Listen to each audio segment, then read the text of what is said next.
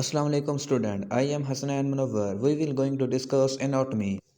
Students, जैसा कि आप जानते हैं कि एनाटॉमी बायोलॉजी की एक मेन ब्रांच है जिसमें हम बॉडी के स्ट्रक्चर की स्टडी करते हैं। इसके साथ फिजियोलॉजी में हम बॉडी के नॉर्मल फंक्शन की स्टडी करते हैं। Anatomy derives from two Greek words ana mean up and tomos mean cutting. इसके बाद हम डेफिनेशन ऑफ एनाटॉमी डिस्कस करते हैं। जैसा कि स्टूडेंट आपको पता है कि एनाटॉमी हम इसकी स्ट्रक्चर की हम स्टडी करते हैं। वो स्ट्रक्चर एनिमल के भी हो सकते हैं और प्लांट के भी हो सकते हैं। तो इसके अलावा डेफिनेशन ऑफ ह्यूमन एनाटॉमी में वही है कि हम ह्यूमन की स्ट्रक्चर की ह्यूमन के बॉडी के स्ट्रक्चर की हम उनको स्टडी करेंगे। अब हम ब्रांचेस ऑफ एनाटॉमी हम डिस्कस करते हैं। सबसे पहले आ जाती है ग्रॉस एनाटॉमी और मैक्रोस्कोपिक एनाटॉमी भी हम इसको कहते हैं।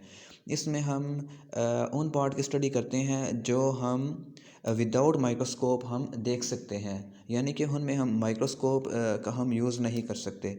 इसके अलावा सेकंड इसकी ब्रांच ऑफ एनाटॉमी है, उसमें हम हिस्टोलॉजी है। हिस्टोलॉजी की ये है कि हम टिश्यू की स्टडी करते हैं। इसके अलावा एम्ब्रियोलॉजी है। एम्ब्रियोलॉजी में हम एम्ब्रियो की स्टडी करते हैं, उसकी कंजेनिटल डिफॉर्मिटीज़ और उसके डिफेक्ट्स, ये सब हम एम्ब्रियोलॉजी में हम स्टडी करते हैं। जैसा कि स्टूडेंट आप देख सकते हैं डायग्राम में ग्रॉस एनाटॉमी की अलग डायग्राम बनी हुई है, हिस्टोलॉजी की और एम्ब्रियोलॉजी की। फोर्थ ब्रांच ऑफ एनाटॉमी है रीजनल एनाटॉमी।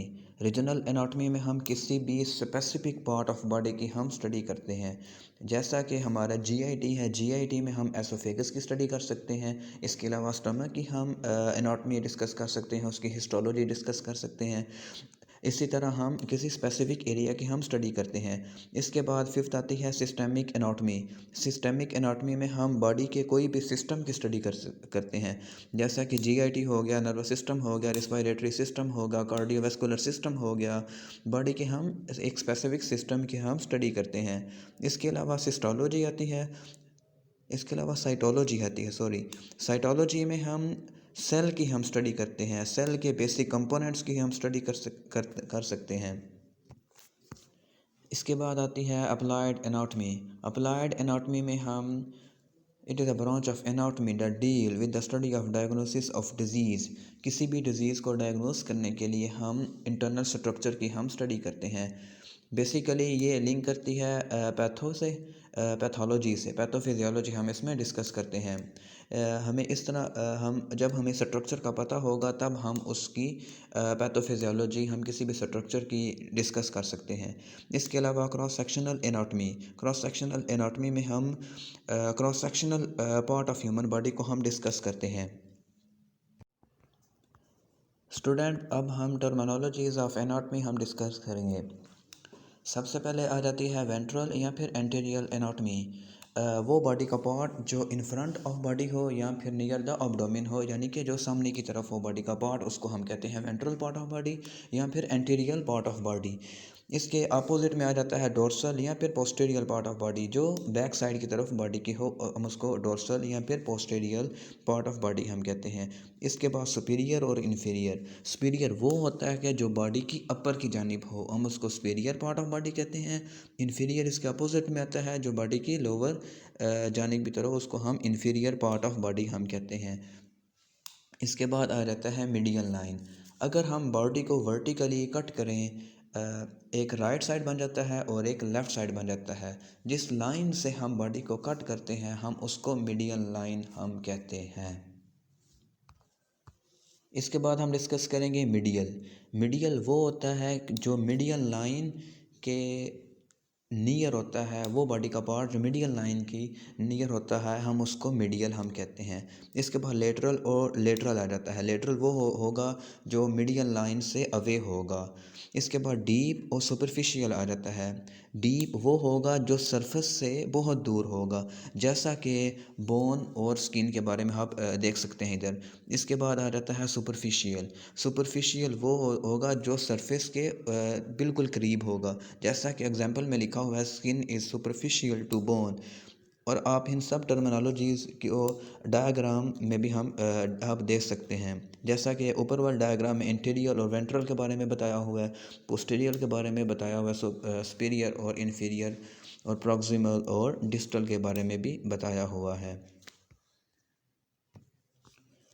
प्रॉक्सिमल और डिस्टल पार्ट। प्रॉक्सिमल वो पार्ट होता है जो रेफरेंस लाइन के पास होता है। रेफरेंस लाइन बेसिकली वो मीडियन लाइन ही होती है। इसके बाद डिस्टल आ जाता है। डिस्टल जो रेफरेंस पॉइंट से अवे होगा हम उसको डिस्टल पार्ट ऑफ बॉडी हम कहेंगे। इसके बाद हम डिस्कस करते हैं कंबाइंड टर्मिनोलॉजीज़। कंबाइंड टर्मिनोलॉजीज़ में सबसे पहले आ जाती है इंफ्रामीडियल टर्मिनोलॉजी। इसमें ये होता है कि वो बॉडी का पार्ट हम डिस्कस करते हैं जो मीडियल लाइन के भी पास हो और जो लोअर की जानिब हो। यानी कि इसमें दो चीज़ें आ जाती हैं, जो बॉडी का पार्ट मीडियल लाइन की तरफ हो और लोअर साइड हो, हम उसको कहेंगे इंफ्रामीडियल पार्ट ऑफ द बॉडी। इसके बाद हम डिफरेंस देखते हैं इप्सिलेटरल में और कंट्रोलेटरल में। इप्सिलेटरल उसको हम कहते हैं कि वो दो बॉडी के पार्ट जो एक ही साइड पे प्रेजेंट हों, जैसा कि हमारा राइट आर्म और राइट लेग एक ही साइड पे प्रेजेंट होती है, हम उसको कहेंगे these are the ipsilateral to each other. इसके बाद आ जाता है कंट्रोलेटरल। कंट्रोलेटरल में वो हो जाता है कि दो बॉडी के पार्ट जो अपोजिट हों एक दूसरे से, जैसा कि लेफ़्ट आर्म और right leg, these are the contralateral to each other. Students, हम इसके बाद हम डिस्कस करते हैं बोन्स मूवमेंट टर्मिनोलॉजी। इसमें सबसे पहले आ जाती है फ्लेक्शन और एक्सटेंशन। बेसिकली इन दो के दरमियान डिफरेंस ये होता है कि फ्लेक्शन में ये होता है कि दो बोन्स के दरमियान जो एंगल है वो डिक्रीज़ हो रहा होता है।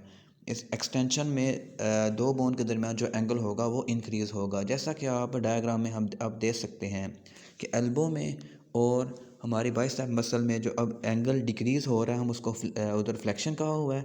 अगर एंगल इंक्रीज़ हो रहा है उसको हम एक्सटेंशन कह रहे हैं। इसके बाद आ जाता है अबडक्शन और अडक्शन। अबडक्शन वो मूवमेंट होती है जिसको movement of limb away from the medial line. जब हम मीडियन लाइन से किसी भी बॉडी पार्ट को दूर लेकर जाते हैं उसको हम कहते हैं अबडक्शन। या अगर इसके अपोजिट में आ जाता है अडक्शन। अडक्शन वो होता है कि हम किसी भी बॉडी पार्ट को मीडियन लाइन की तरफ लेकर आएँ, उसको हम कहते हैं अडक्शन। इसके बाद हम डिस्कस करते हैं प्रोनेशन और स्पाइनेशन। प्रोनेशन में ये होता है कि movement of the four arm in which position that palm facing downward. इसमें ये होता है कि हमारा हथेली उसकी जो फ्रंट साइड होती है वो डाउनवर्ड होती है। इसके अलावा जो रेडियस और अल्ना होता है उनकी पोजीशन में भी थोड़ी चेंजेस आ सकती है। स्पाइनेशन में ये होता है कि रेडियस और अल्ना जो हमारी बोन है उसमें चेंजेस तो नहीं आ जाती, लेकिन जो हमारी पाम की फेस है वो अपवर्ड की जानिब हो जाती है। इन्वर्जन और इवर्जन ये भी इंपॉर्टेंट टर्मिनोलॉजीज़ हैं। इसमें ये होगा कि जो हमारे जो फीट हैं अगर वो मीडियल लाइन की जानिब हो उसको हम कहते हैं इन्वर्जन। अगर वो मीडियल लाइन से अवे हो, उससे दूर हो, उसको हम कहते हैं इवर्जन। इसके बाद आ जाता है एलिवेशन और डिप्रेशन। एलिवेशन में ये होगा movement of bone towards the upper side. यानी कि हम बोन की मूवमेंट अपर साइड की तरफ हम कर रहे हैं, और लोअर साइड की होगी उसको हम डिप्रेशन कहेंगे। जैसा कि आप डायग्राम में देख सकते हैं, उसने लोअर जॉ को जब ऊपर मूव किया हुआ उसको एलिवेशन ऑफ मैंडिबल कहा हुआ है, और डिप्रेशन ऑफ मैंडिबल को हम उसको डिप्रेशन कहा हुआ है।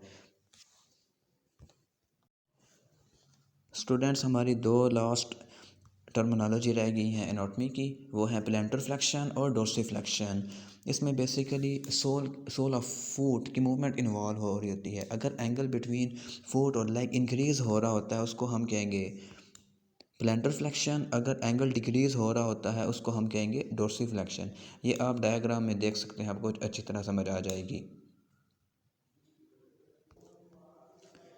स्टूडेंट, इसके बाद हम चैप्टर नंबर 3 डिस्कस करते हैं, वो है सरफेस एनाटॉमी। सरफेस एनाटॉमी में वही है कि हम बॉडी के पार्ट को हम फिज़िकली एग्जामिन करने के लिए हम स्टडी करते हैं, उसको हम सरफेस एनाटॉमी हम कहते हैं। इसके बाद आपकी बुक में ह्यूमन स्केलेटन को डिस्कस किया गया है। ह्यूमन स्केलेटन में बेसिकली उन्होंने सिर्फ बोन को ही डिस्कस किया गया है। बोन में आ जाती है क्रेनियम, आ जाती है मैंडिबल, आ जाती है क्लेविकल, स्कैपुला। जो क्लेविकल होती है उसको हम शाइन ब्यूटी बोन और या shine bone of the body हम कहते हैं। इसके बाद हेमरस, रेडियस और अल्ना। जो रेडियस और अल्ना होती है वो जो प्रोनेशन और स्पाइनेशन आपने पीछे पढ़ा है उसमें मूवमेंट में इन्वॉल्व हो रही होती हैं। इसके बाद फीमर आ जाती है। फीमर आपकी उसको कहते हैं longest bone of the body हम कहते हैं।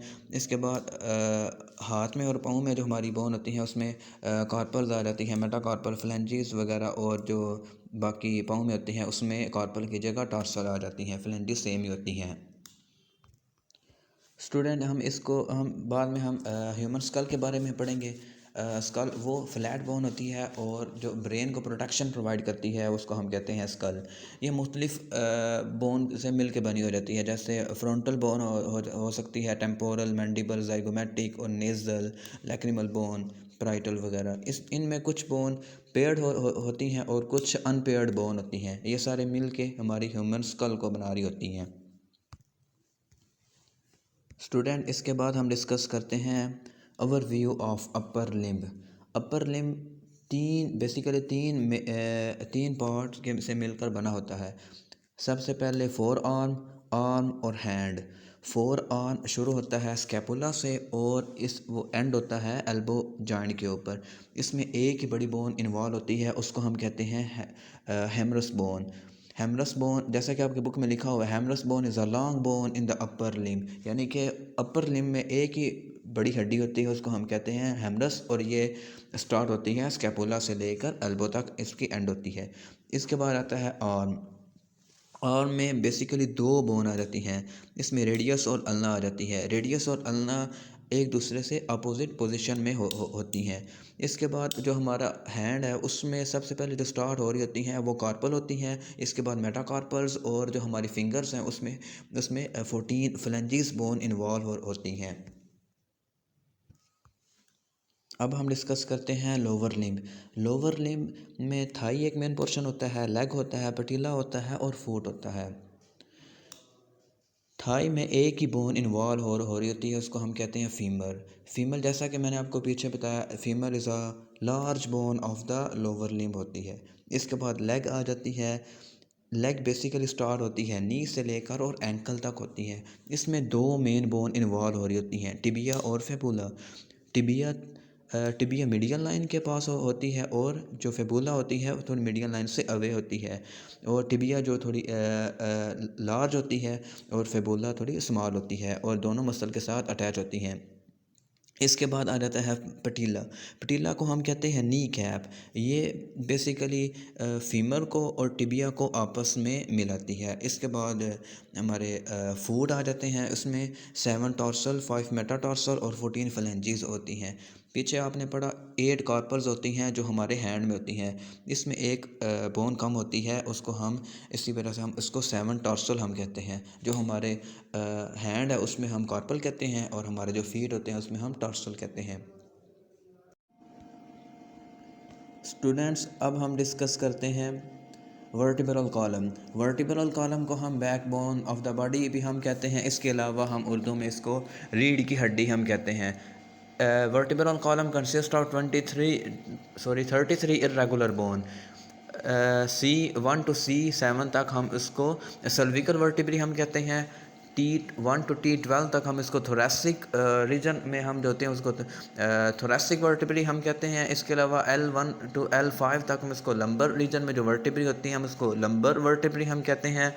इसके अलावा सैक्रम और कॉक्सिस आ जाती हैं। सैक्रम 5 बोन से फ्यूज़ होकर एक बड़ी बोन बना रही होती है जो हमारी बॉडी मूवमेंट में और हमारी प्रोटेक्शन में इन्वॉल्व होती है। इसके बाद कॉक्सिस आ जाती है। कॉक्सिस 4 बोन से मिलकर एक बोन बना रही होती हैं।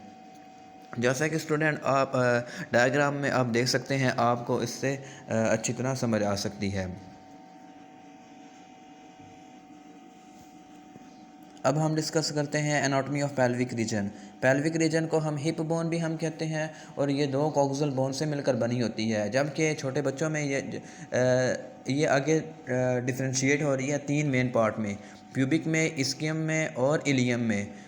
जबकि अडल्ट में ये तीनों बोन मिल के एक बड़ी बोन बना रही होती हैं। सैक्रम के बैक साइड से इलियम उसको अटैच कर रही होती है, और फ्रंट साइड से प्यूबिक फोसा या प्यूबिक बोन उसको अटैच कर रही होती है। इसके अलावा जो इलियम होती है वो मैन में वो कम्पैक्ट और वेरी हार्ड होती है as compare to in the women. जब स्टूडेंट्स अब हम डिस्कस करेंगे बॉडी के डिफरेंट सिस्टम की एनाटॉमिकल पोजीशन, हम उसकी एनाटॉमी हम डिस्कस करेंगे। सबसे पहले हम डाइजेस्टिव सिस्टम की एनाटॉमी डिस्कस करते हैं। Digestive system compose of gastro intestinal tract और एसेसरी ऑर्गन्स में लीवर हो सकता है, गॉल ब्लैडर हो सकता है और पेंक्रियास हो सकता है। इसके अलावा जीआईटी हमारे माउथ से शुरू होती है और एनस तक ख़त्म होती है। इसमें oral cavity, pharynx, oesophagus, stomach, small और लार्ज इंटेस्टाइन वगैरह हो सकती हैं इसमें। सबसे पहले हम डिस्कस करते हैं ओरल कैविटी इर्रेगुलर स्पेस होती है। इसके अलावा ओरल कैविटी में हमारे लिप्स, चीक्स, गम्स, टंग वगैरह और प्लेट वगैरह आ जाती हैं। इसके अलावा सबसे पहले हम इसमें ग्लैंड्स को डिस्कस करते हैं।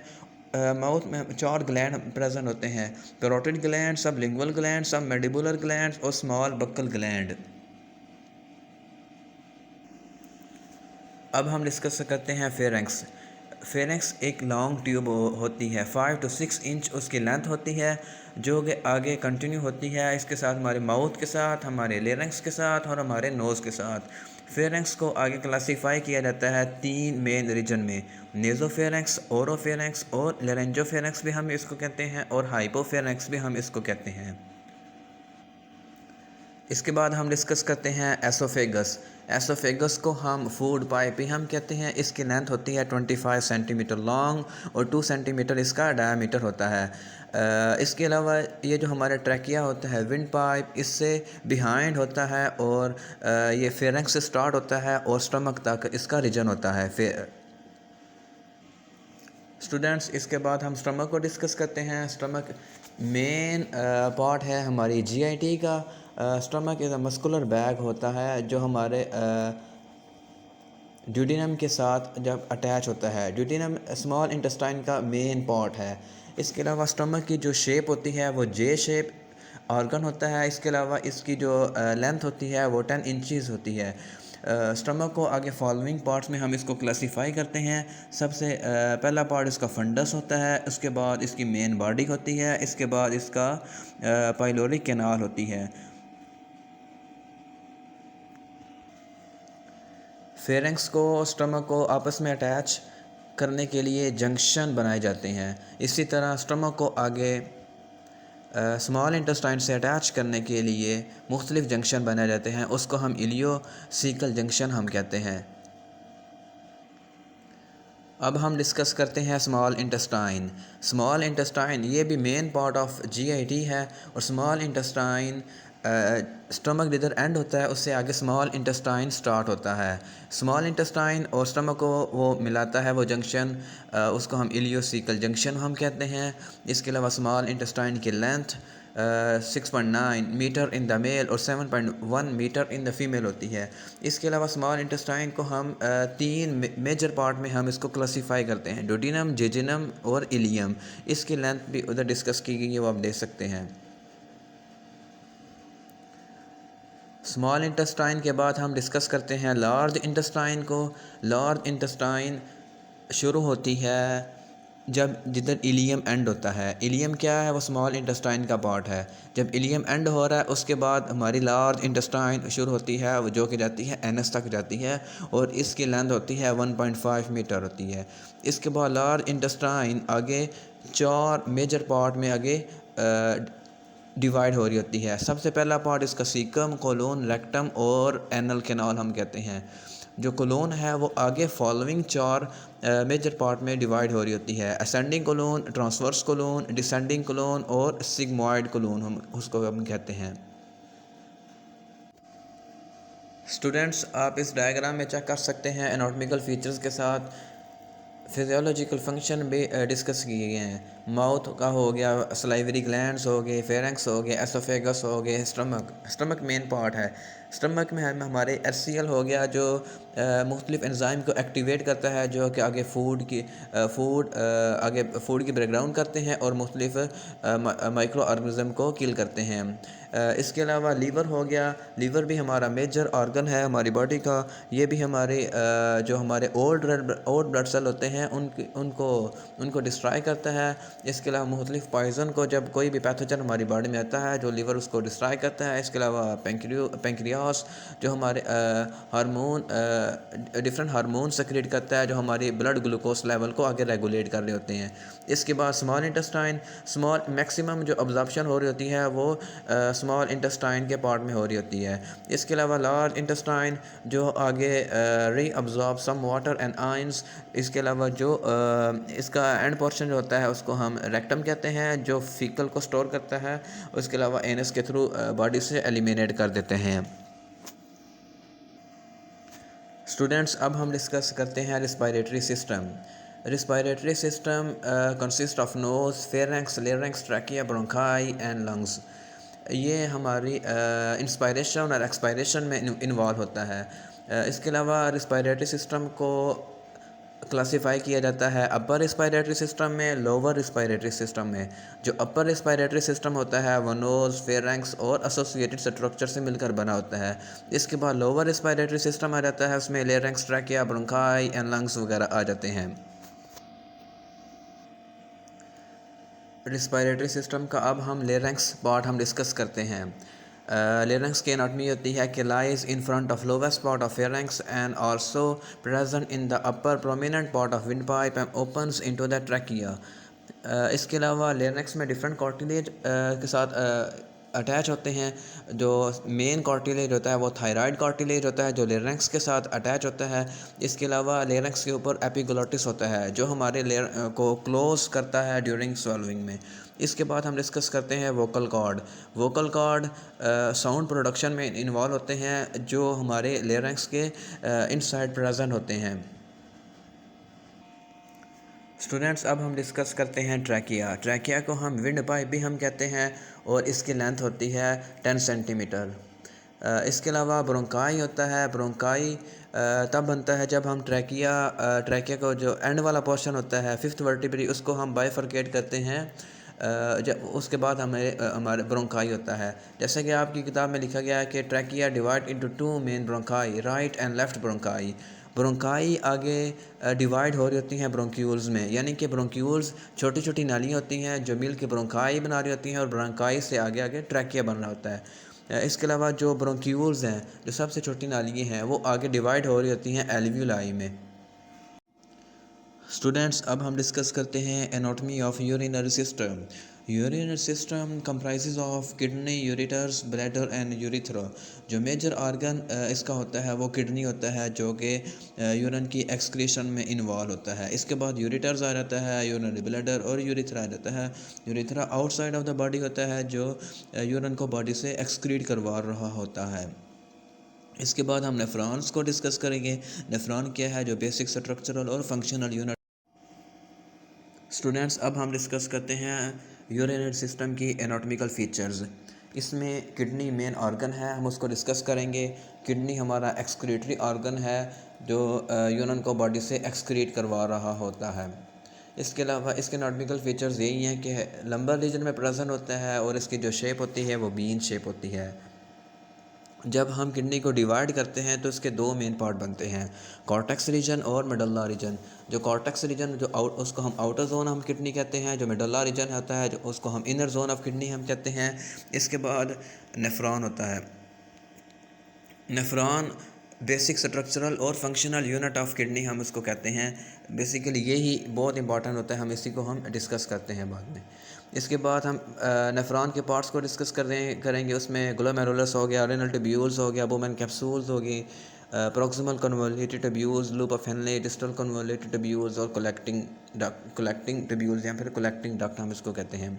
इसके बाद यूरेटर्स आ जाता है जो यूरिन को आगे फ्लो करवा रहा होता है किडनी से ब्लैडर में। ब्लैडर हमारा रेजर्वायर ऑफ यूरिन है जो यूरिन को स्टोर करवा रहा होता है। आखिरी पोर्शन इसको हम कहते हैं यूरिथ्रा जो यूरिन को बॉडी से एक्सक्रीट करवाता है।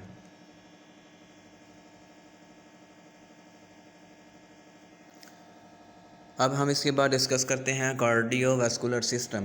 कार्डियोवैस्कुलर सिस्टम में सबसे पहला जो मेन ऑर्गन है वो हमारा हार्ट है। हार्ट के बाद हम आर्टरीज़, वेन्स और कैपिलरीज़ को भी हम डिस्कस करेंगे वन बाय वन। सबसे पहले heart. Heart is a conical hollow muscular organ. It is like a closed fist. इसके बाद इसका वेट होता है 300 ग्राम इन द मेल और 250 ग्राम इन फीमेल।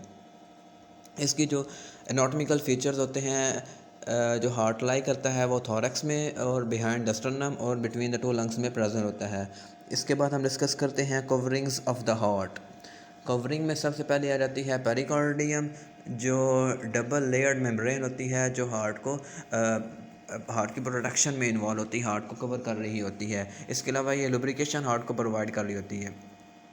इसके बाद एपिकार्डियम, मायोकार्डियम और endocardium. Epicardium outer covering, myocardium middle covering और एंडोकार्डियम इनर कवरिंग। इसके बाद चैम्बर्स ऑफ द हार्ट।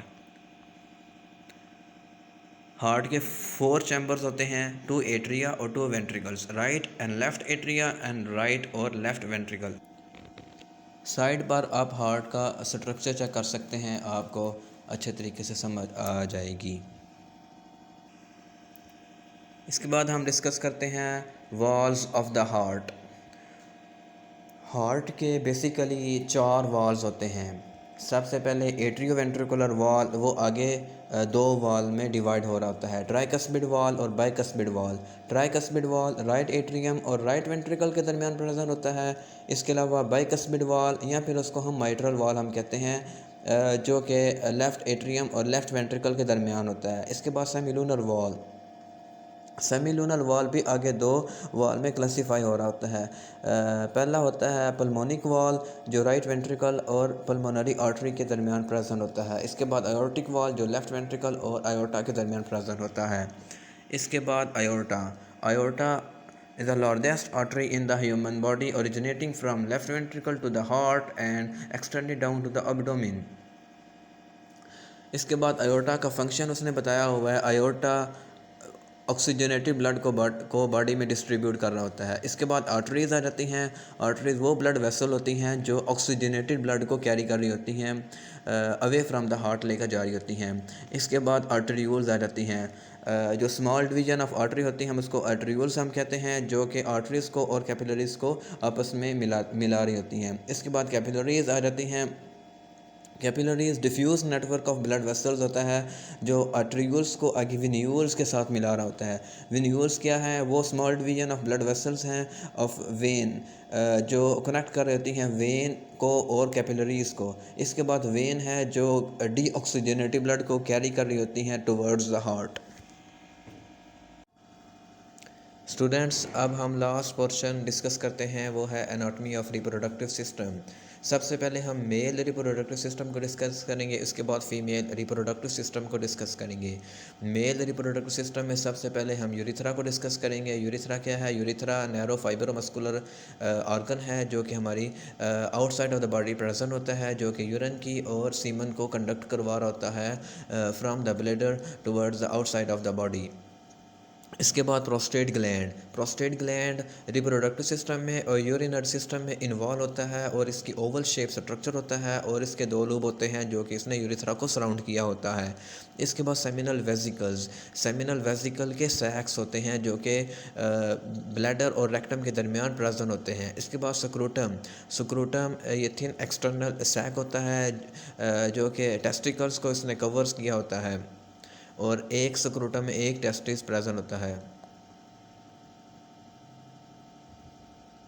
इसके बाद एपिडिडाइमस है। एपिडिडाइमस ये हाईली कॉइल्ड ट्यूब्यूल हैं, जो कि स्पर्मेटोजोआ की फॉर्मुलेशन में इन्वॉल्व होते हैं। स्पर्मेटोजोआ को हम स्पर्म हम कहते हैं। टेस्टिस ये मेल रिप्रोडक्टिव सिस्टम का मेजर ऑर्गन है, जो कि स्पर्म की प्रोडक्शन में इन्वॉल्व होता है। इसके अलावा मेल सेक्स हार्मोन यानी कि टेस्टोस्टेरोन की फॉर्मुलेशन में भी इन्वॉल्व हो रहा होता है। स्टूडेंट्स, अब हम डिस्कस करते हैं female reproductive system. Female reproductive system consist of external organs और इंटरनल ऑर्गन्स। एक्सटर्नल ऑर्गन में हम 2 ऑर्गन को डिस्कस करेंगे, वो है वजाइना और हाइमन। वजाइना क्या है? वजाइना मस्कुलर ट्यूब है जो कि well supplied with blood vessels and the nerves होती है। इसके अलावा इसकी एनाटॉमिकल पोजीशन ये है कि it is situated behind the bladder and the urethra and in front of rectum and the anal canal. इसके बाद हम डिस्कस करते हैं हाइमन, जो कि partially these hymen are present partially over the vaginal opening in the female. अब हम इसके इंटरनल ऑर्गन्स को डिस्कस करते हैं, वो है ओवरीज, यूट्रस और फ्लोफियन ट्यूब्स। मेमरी ग्लैंड्स भी प्रेजेंट होते हैं। इसके ओवरीज को हम डिस्कस करते हैं। ओवरीज क्या है? Ovaries are the female gonads और इसका जो वे होता है वो 4 to 8 ग्राम होता है। इसकी जो शेप होती है आलमंड शेप होती है, इसका साइज वेरी हो सकता है फीमेल टू फीमेल। इसके बाद हम डिस्कस करते हैं यूट्रस। यूट्रस को हम वोम भी हम कहते हैं, जो कि प्रोडक्शन में और न्यूट्रिएंट्स प्रोवाइड करता है फर्टिलाइज्ड ओवम को। और ये इसकी जो एनाटॉमिकल पोजीशन है वो होती है रेक्टम और यूरिनरी ब्लैडर के दरमियान। इसके बाद हम डिस्कस करते हैं यूट्राइन ट्यूब या फ्लोफियन ट्यूब, जो नैरो ट्यूब होती है, जो कि ओवरीज को और यूट्रस को आपस में मिला रही होती है। उसका जो मेजर फंक्शन है वो फर्टिलाइजेशन ऑफ ओवम जो होती है वो फ्लोफियन ट्यूब में हो रही होती है।